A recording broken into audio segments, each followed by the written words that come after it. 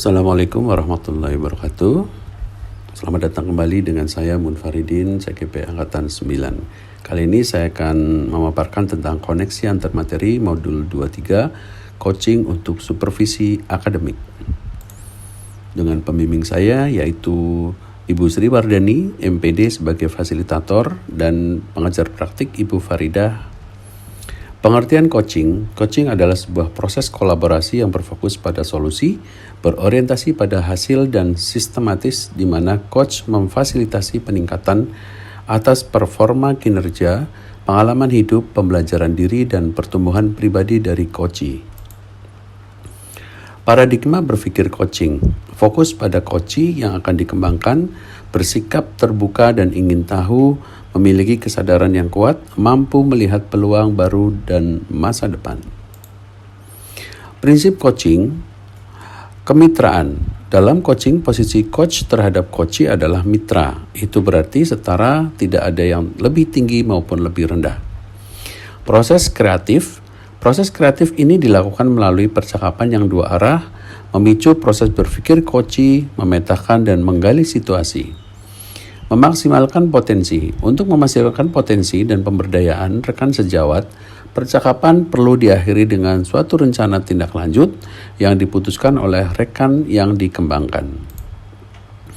Kompetensi coaching, kehadiran penuh atau presence, kemampuan untuk bisa hadir utuh bagi coachee sehingga badan, pikiran, hati selaras saat sedang melakukan percakapan coaching. Mendengarkan aktif, seorang coach yang baik akan mendengarkan lebih banyak dan lebih sedikit berbicara.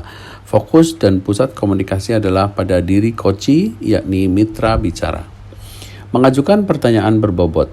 Pertanyaan yang diajukan dapat mengubah orang untuk berpikir, menstimulasi pemikiran coachee, memunculkan hal-hal baru, mengungkapkan emosi.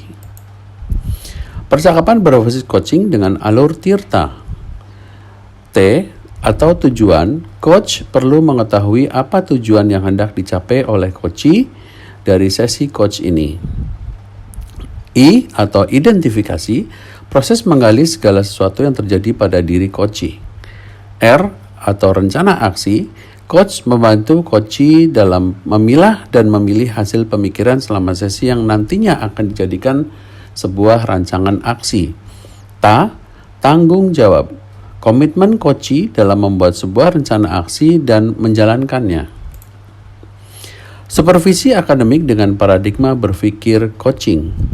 Supervisi akademik perlu dimaknai secara positif sebagai kegiatan berkelanjutan yang meningkatkan kompetensi guru sebagai pemimpin pembelajaran dalam mencapai tujuan pembelajaran yang pembelajarannya berpihak pada murid.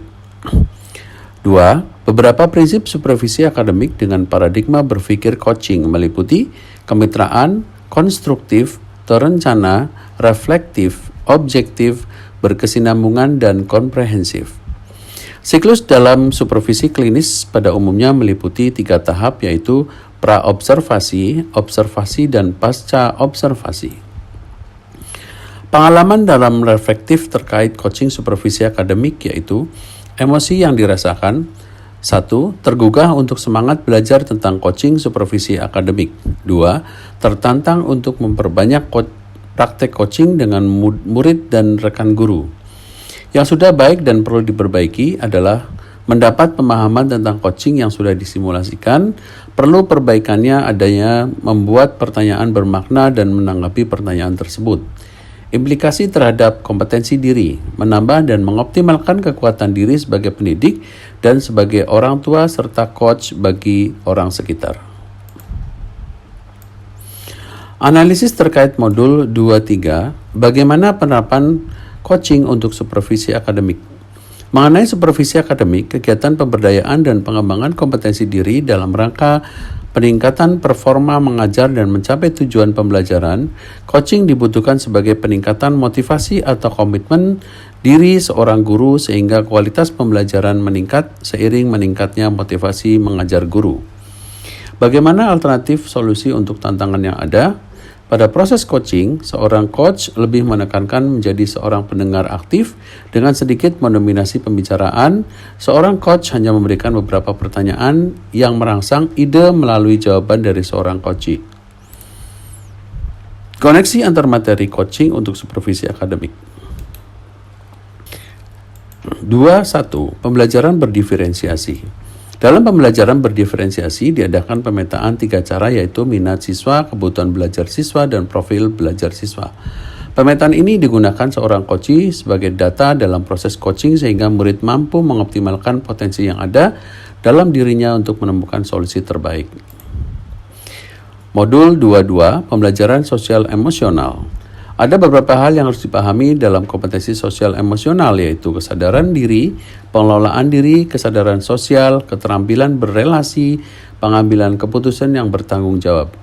KSE digunakan seorang pendidik sebagai coach dalam proses coaching kepada coachee sebagai bentuk pengendalian emosi dan bentuk empati serta mengambil keputusan yang bertanggung jawab. Modul 1.4. Cara penerapan disiplin yang mengajarkan murid bertanggung jawab dan menumbuhkan kesadaran diri berdasarkan nilai-nilai kebajikan. Disiplin positif lebih mengarah ke disiplin yang diri dapat mengontrol diri dalam melakukan tindakan. Disiplin diri dapat membuat murid memahami dan menyadari berdasarkan motivasi dari dalam dirinya, bukan paksaan, pujian, atau hukuman dari luar. Keterkaitannya adalah coach dapat menerapkan budaya positif dalam kegiatan coaching sehingga muncul motivasi untuk coachee dalam mengambil alternatif tindakan keputusan.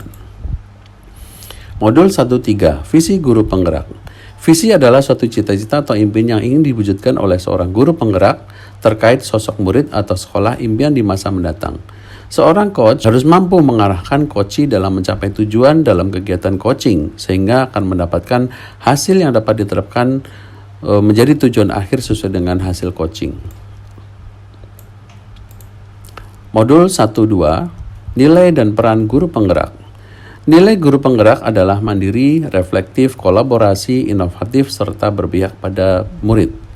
Peran guru penggerak menjadi pemimpin pembelajaran, menggerakkan komunitas praktisi, menjadi coach bagi guru lain, mendorong kolaborasi antar guru, mewujudkan kepemimpinan murid. Keterkaitannya adalah bahwa nilai dan peran guru penggerak dalam modul coaching sangat besar kaitannya karena coach atau coachee harus mampu berkolaborasi, mandiri, reflektif, inovatif sehingga dalam proses coaching akan terbentuk mitra yang harmonis. Modul 1.1, coaching dalam konteks pendidikan. Filosofi KHD, proses coaching sebagai komunikasi pembelajaran antara guru dan murid. Murid diberikan ruang kebebasan untuk menemukan kekuatan dirinya dan peran pendidik sebagai pamong dalam memberi tuntutan dan memberdayakan potensi yang ada agar murid tidak kehilangan arah dan menemukan kekuatan dirinya tanpa membahayakan dirinya. Sistem Among, In ngarso tung tulodo, in madyo mangun karso tuturi handayani. Menjadi semangat yang menguatkan keterampilan komunikasi guru dan murid menggunakan pendekatan coaching. Tuturi handayani menjadi kekuatan dalam pendekatan proses coaching dengan memberdayakan handayani semua kekuatan pada murid. Demikian paparan dari saya, mudah-mudahan bermanfaat. Terima kasih. Salam guru penggerak. Tergerak, bergerak, dan menggerakkan.